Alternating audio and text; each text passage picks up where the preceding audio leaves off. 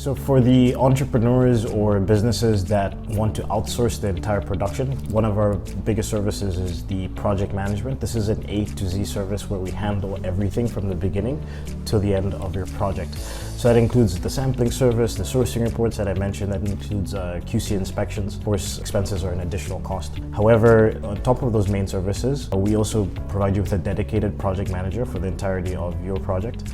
We will do at least one in-person inspection at your factory per month, more if needed. We will also receive samples at our office and receive shipments at our office and do unlimited inspections and provide you with full-scale QC reports. On top of that, we also provide contract negotiations. We have multiple sales agreements that we will then discuss with your factory and set up for you. We also set up the QC requirements that are needed, of course, with your assistance in terms of your specific requirements. We also work with our freight forwarding team to ship to anywhere around the world as needed. And we also provide professional assessments either with myself or somebody else from the team, consultation calls when needed for full-scale project management. Another aspect of that, we also provide additional backup sourcing, ongoing backup sourcing if needed, if the first factory or the first 3 to 5 options that we've assessed are not available for some reason, then we will continue to source backup suppliers throughout the entirety of the project management service.